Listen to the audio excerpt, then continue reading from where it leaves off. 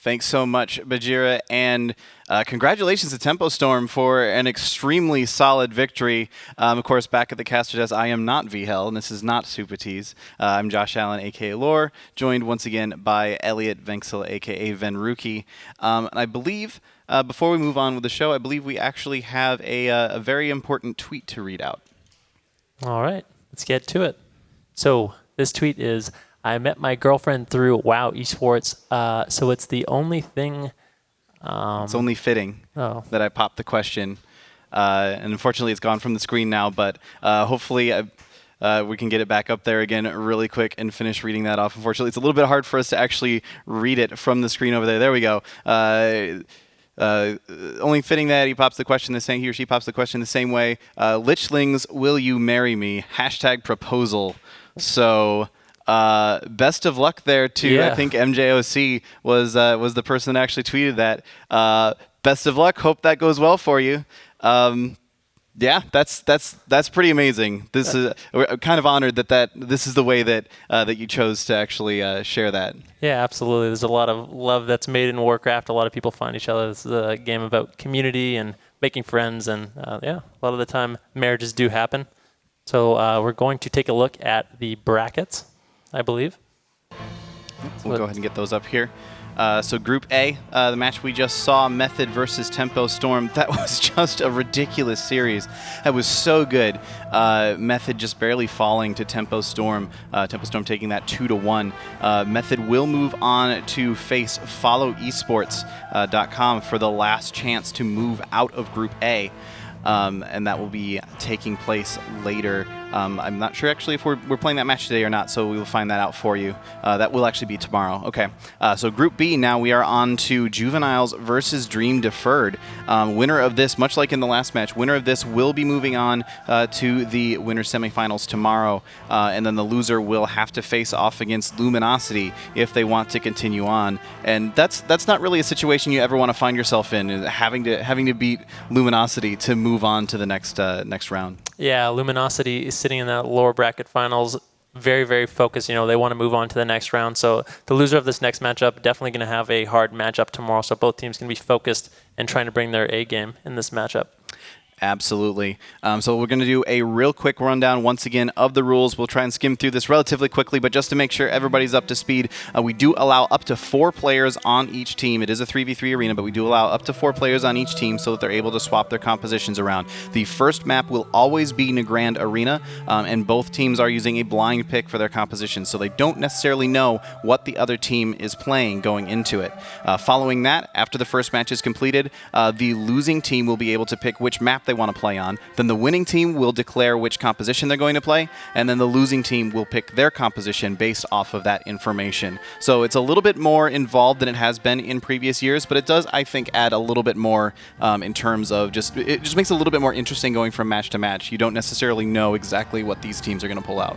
Yeah, exactly. We're also going to take a look at the prize pool for this year. We have an amazing prize pool, $100,000 worth of cash money. First place, of course, taking away that $50,000. Second place, $20,000. Third, $10,000, and goes down from there. But definitely a lot of money, as well as the 3 spots at BlizzCon on the line. Yep. And of course, if you are on social media, you can go ahead and follow along with us there. You can follow Warcraft on Facebook at Warcraft, on Twitter at Warcraft as well. And then, of course, you can follow on YouTube and Twitch TV, again, at Warcraft. And if you are using Twitter, you can go ahead and use that hashtag WowEsports to get your message out there and make sure that other people are able to join in that conversation as well. Yeah, we've had some amazing tweets today. Yeah, definitely. It's certainly, I'm hoping, working out well for that person that tweeted just a little bit ago. And also, we do have, just for this weekend, while this event is going on, we have a special promo code over at the Blizzard Gear Store. If you go to gear.blizzard.com, put whatever you like in your cart, and then you use the promo code WOWRTB15, that will get you a 10% discount on anything that you would like to purchase. That's a good deal. Might as well take advantage of that. And it's better than not a 10% discount for sure. Exactly. So, absolutely. Okay, we're getting into this next match here very, very shortly. It's going to be between Team Juveniles and Team Dream Deferred, I believe. No, excuse me. Yes, Juveniles Yes, you're versus right. Team Deferred. Yeah, sorry. For a second there, I thought I was crazy, but apparently I'm just a little bit crazy. Anyway, Team Juveniles here. These guys played extremely well in their matches earlier on. They are a very, very strong RMD. We've seen just such amazing play out of these guys. I think that Dream Deferred definitely kind of has their work cut out for them here. Absolutely, but going forward in this matchup, I think if there's any team in any composition that could be very hard for Rogue Mage Druid going further, it's going to be Dream Deferred running the comp that they are, which is Frost, DK, Holy Paladin, Affliction, Warlock. This comp can be exceptionally hard for RMD, like I was saying. This RMD is going to have to play very well offensively to actually land a kill, and they have to be very careful too because they can fall behind very quickly. Yeah. Absolutely. So Juveniles obviously is going to be Roasties, Wealthy Man, and Cubsy. And then over here on the other side, we have Dream Deferred. We've got Black Jeff there in the front, followed along by Vincent Wong and Zevs as well will be playing along with him. Sykesy actually sitting out for this match so that team captain Jeff can come in and get a little bit of action going on his Death Knight.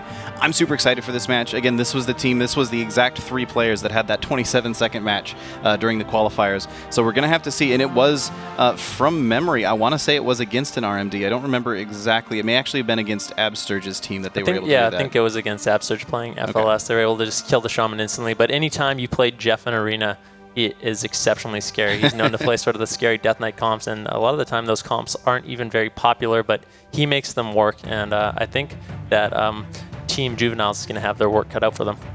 Yeah, and I'm curious as well as to what the preferred kill target would be in this situation. Like, as the RMD, it's going to be very difficult to kill the Death Knight. They just have a lot of defensive cooldowns that can kind of shut down the Mage especially.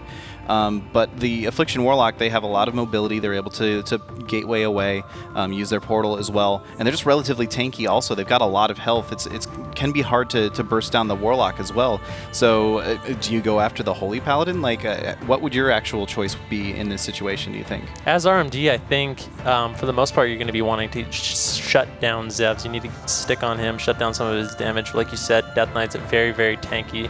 Later on in the game, though, once Dampening kicks in, the healing from Frost DKs, they can get overwhelmed. It's going to be hard to keep them up if Roasties and Wealthy Man coordinate their burst well and they get that CC out onto Vincent Wong. So really anyone's a target late game. I think early on they really need to shut down Zevza or they're going to fall very far behind very quickly.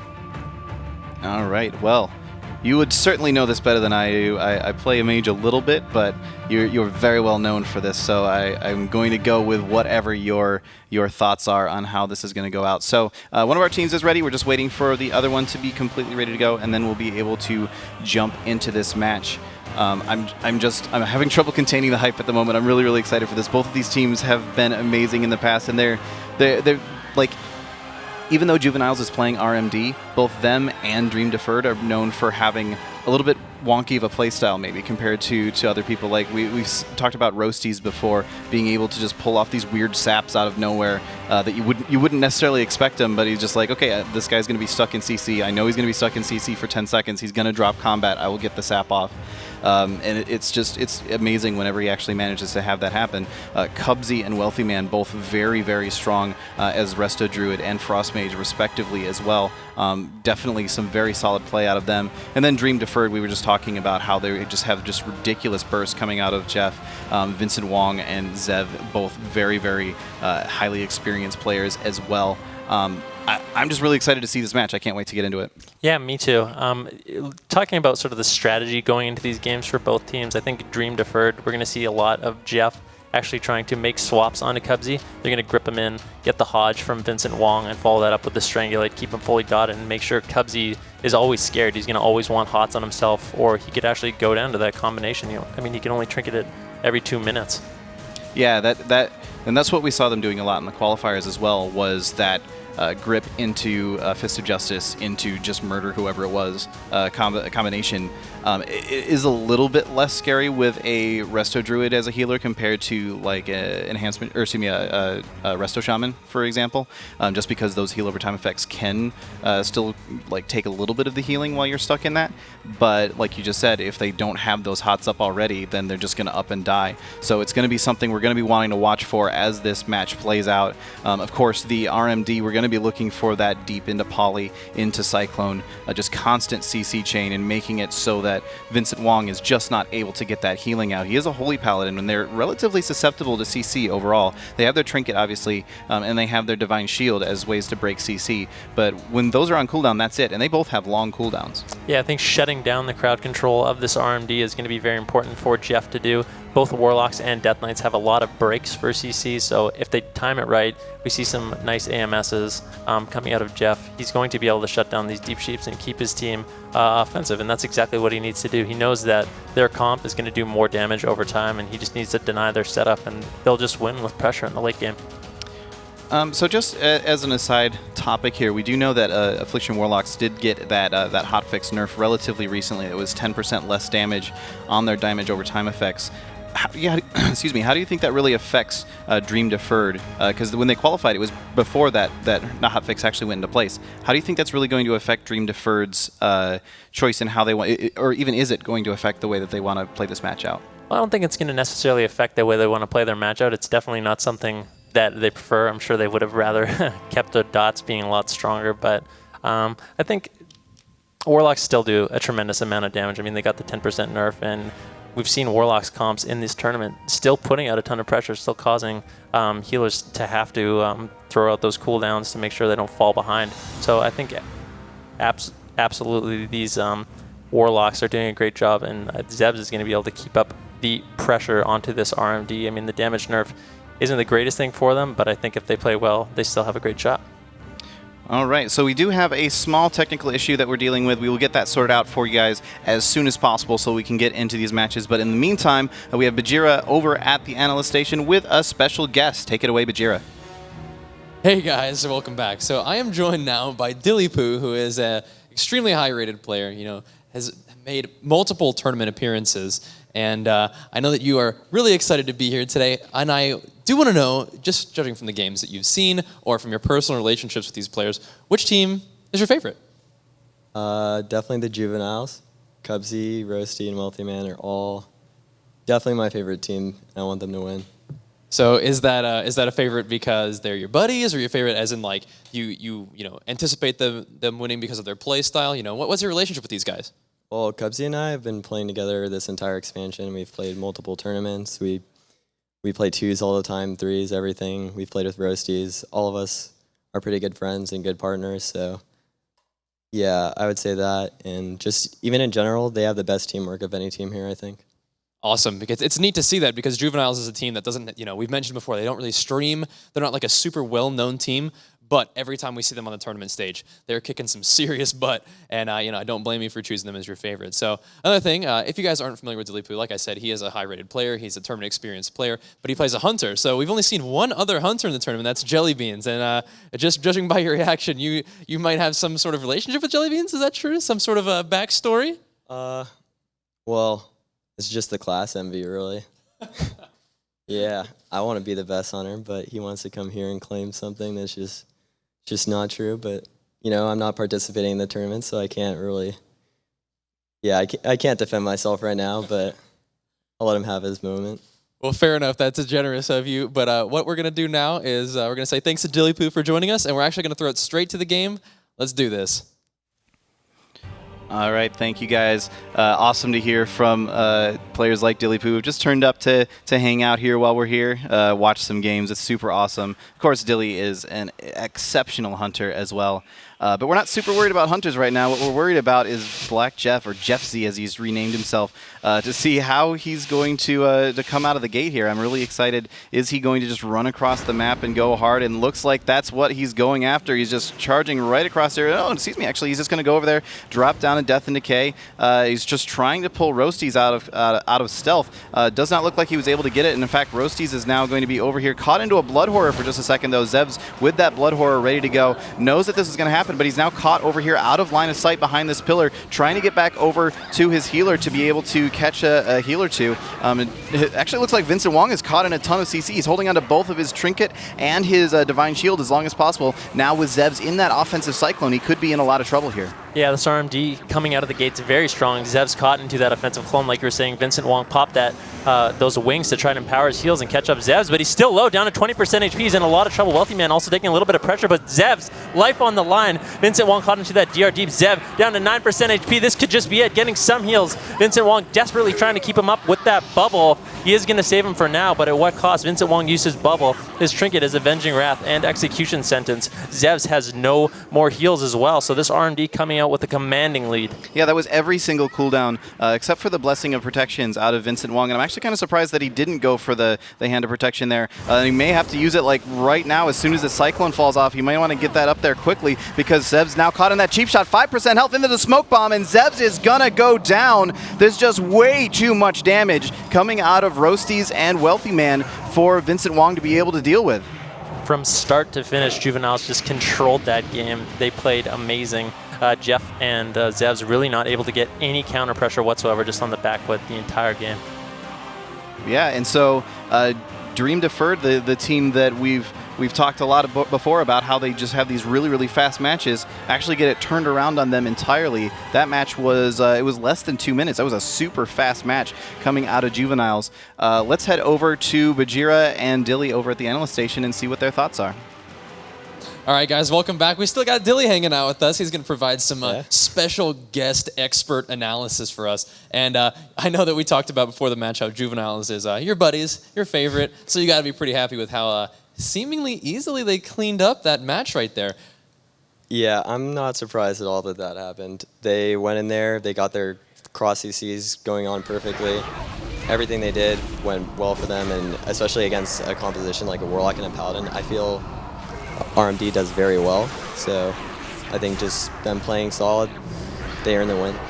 Yeah, it's pretty insane to see them force literally every cooldown. I mean, Vincent Wong tried to cycle through, but he realized that his wings weren't enough, so he had to bubble, you know, and even then, they had plenty of CC for him after that, so they barely survived there with Zev's, even landing some pretty nice offensive cyclones to freeze their health bar exactly where it was, and nearly, you know, just a few moments after that, they landed some more CC. Zev's really was never able to recover, and unfortunately for the Dream Deferred, they're facing a pretty stern RMD team that we knew came here to play.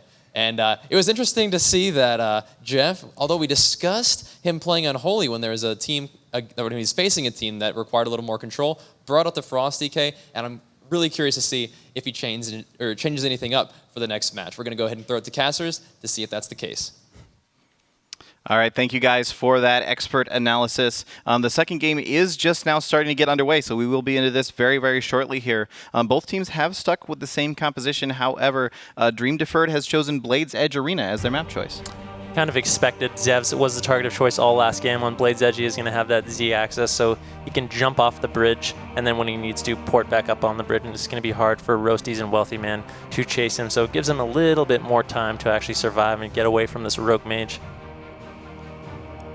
All right, that sounds like a very solid strategy to me. And yeah, I totally agree. Like, being able to port up to the top and get away from Roasties is going to be super helpful. I'm actually curious to see if Roasties is actually running Shadow Step for this. We'll find that out in just a second, because that can be a popular choice on this map, just to make sure that he can port back up and continue chasing after the Warlock. But the gates have now opened, and we've got Jeff once again just running across the screen here, trying to pull Roasty out of stealth. Unfortunately, was not able to find him, but did manage to get a hold of Wealthy Man there just for a second. But now Vincent Wong caught into that CC right away. Zev's into that cheap shot, kidney shot as well. Vincent Wong into the Frostjaw. Zev's could already be in a lot of trouble here. Yeah, the Avenging Wrath already coming out from Vincent Wong. Another huge opener coming out from this RMD. Jeff playing amazing, though. Shut down the initial Deep Sheep onto Vincent Wong and also stole that clone, throw it on to Roasties to prevent some of that damage. RMD still all sitting pretty at 100%, but that is the full Hodge onto Cubsy. He does get gripped in, has to Barkskin that immediately, so already a better opener for Jeff,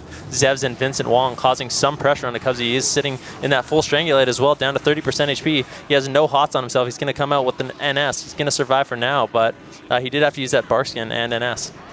Yeah, now the offensive cooldown is now wearing off for Dream Deferred, both that Pillar and that Dark Soul. However, Zev's still just out here caught a little bit in the open with Rosty's just chasing after him constantly. The Smoke Bomb does come out.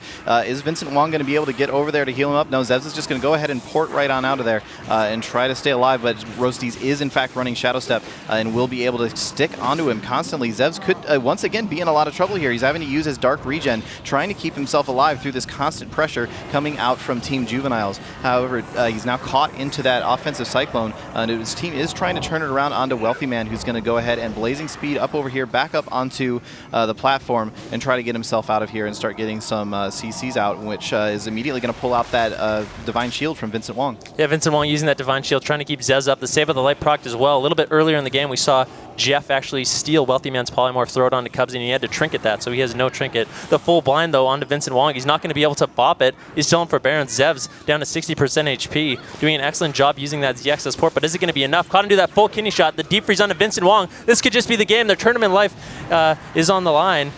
Vincent Wong using that Avenging Wrath, trying to keep him up. The offensive clone, though, coming in from Cubsy. Wealthy Man getting pressured down a little bit, but Zez is horrified. He's caught in that clone. The Frost Jaw going out onto Vincent Wong into a full Polymorph. This is going to be the game. Zev's going to go down. Juveniles takes this series 2-0, and Dream Deferred is going to go down to the losers bracket. Yeah, wow, that was a very, very convincing win there for Juveniles. There was actually a point where Vincent Wong, just to point it out, there's Vincent Wong threw the Hand of Protection onto Zev's, and it was instantly, like that second, before anything could even happen, Wealthy Man was able to spell steal it and pull it right back off of him. So very, very well played game there from Juveniles, and having the presence of mind to recognize this Hand of Protection's about to go out, so I'm just going to remember, okay, right now is when I need to push spell steal so that it comes off of him right away. Very well played from Juveniles. Let's head over to Bajira and Dilly and hear their breakdown. All right, guys, welcome back. That match was fairly dominant in the favor of Juveniles. I feel like they played that absolutely to perfection, and me and Dilly were really especially impressed with Cubsy and how well he was using his Cyclone ability to block heals. And go ahead, Timunin. Yeah, no, Cubsy was getting extremely effective Cyclones that game. From the beginning, you were seeing that they did a much better job of stopping the opener from Dream Deferred. And then as soon as they started realizing that they were stopping, that Wealthy Man was getting stopped so much, Cubsy was being super aware for those clones. They saw Wealthy Man on a Sheep or a Frost Shot, and they immediately got ready just to get the follow-up clones. He'd get a clone onto Wong, then he'd rotate the clone onto Zevs. He'd be low HP. Right out of that, Rosie would have a kidney outside of that Cyclone, and then they'd get a Frost Shot into a full Sheep. Every single time they were getting that perfect coordination. All three of them were working together very well. Yeah, we've seen the entire tournament. RMD, when it's played well, is absolutely devastating. And once again, you got to be proud of your buddies, Juveniles, for putting on such a solid performance, and definitely looking forward to seeing them continue on in the tournament. But we are going to throw it over to the casters. What an epic day of Arena today. Thanks so much, guys. Yeah, definitely been an epic game, epic day of arenas here today. Every single game has been so good, back to back to back. I want to point something out real quick, just from the post-match scoreboard, which I still have sitting up on my screen here. Even though Juveniles won that match, Dream Deferred did like at least twice the damage. I'm too bad at math to do it right off of the top of my head there, but yeah, look at the damage difference. Of course, then it immediately goes away. But the damage differential between those two teams was just astronomical. Dream Deferred just was constantly putting out so much pressure, but it didn't matter. Juveniles was still able to come back and get themselves the kill. Yeah, well, the problem is, even though you're doing more damage, you're not getting the crowd control onto the healer. So that's really what ultimately lands them the kill and secures them the victory, is just how much crowd control and how much healing they can deny, especially with those amazing offensive clones coming out from Cubsy.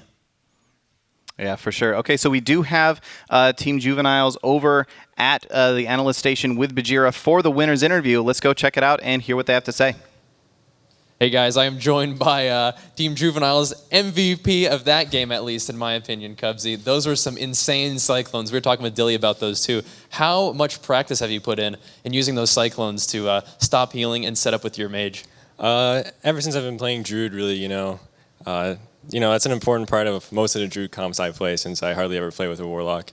So I've been practicing stuff like that for a while, and more recently playing RMD a lot. It's probably the most important comp to offensive clone. Awesome. So, you guys like we mentioned earlier, we talked earlier to Roasties about you guys being one of the only teams with 3 members on it, and he said that he felt like having only 3 members actually sort of helped build synergy and really give you guys only one comp to practice and maybe become masters of RMD. Is that the case for you? Do you feel that way? I wouldn't say it's an advantage, but it definitely didn't hurt us that much.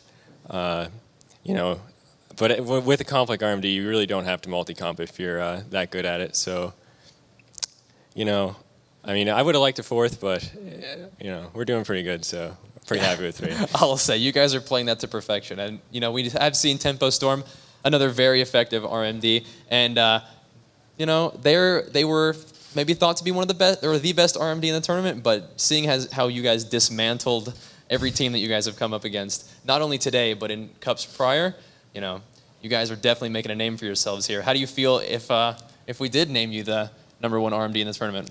I have a lot of respect for John and Pika. They're pretty good in Starships. I think we're both really good at RMD, and it's hard to pick the better one. I think we do better against different things, and I don't know. Yeah. Well, a very, very humble answer. I do have respect for that, but you guys are playing, absolutely out of your minds, and it's really, really fun to watch. That is going to bring us to the end of our games for today, but you guys definitely have to tune in tomorrow because we have another absolutely epic round of arenas for you guys. Today has been absolutely amazing, but like I said, you do want to stick around for tomorrow because it's just only going to get better from here. Thanks, Cubsy, for joining us. Going to go ahead and throw it back to the casters. Thanks for watching today, guys.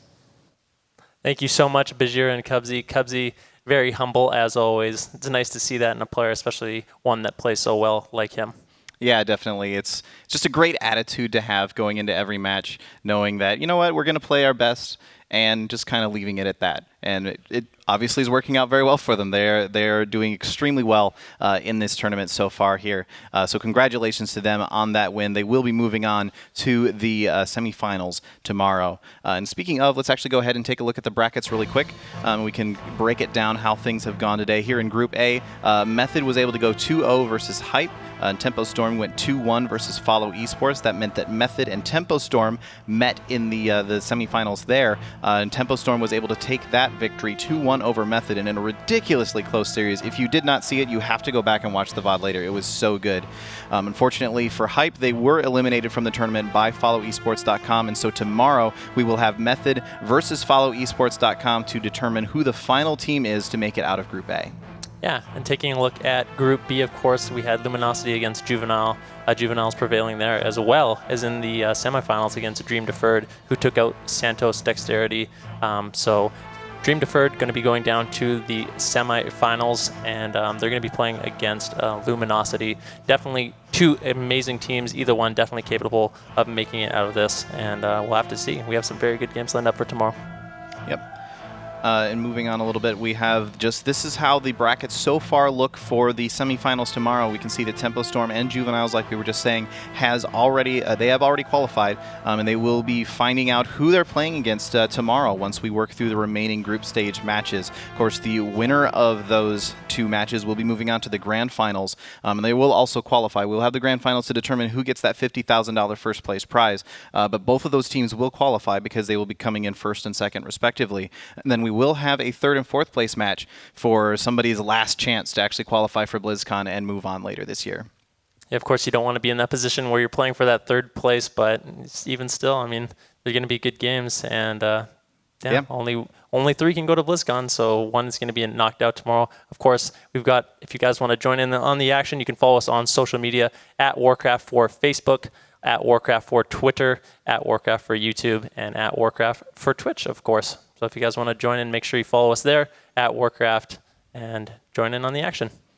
Yep, and of course, while this event is going on this weekend, we do still have the special promo code on the Blizzard Gear Store. That's WowRTB15. If you enter that as a coupon code in your shopping cart, once you're ready to check out, you will get a 10% discount on everything that you have decided to purchase. So a nice, sweet little extra deal to help celebrate the tournament we've got going on here. All right, guys, that is going to do it for us tonight. Hope you guys enjoyed the games. We'll see you guys tomorrow. Stay tuned, and good night.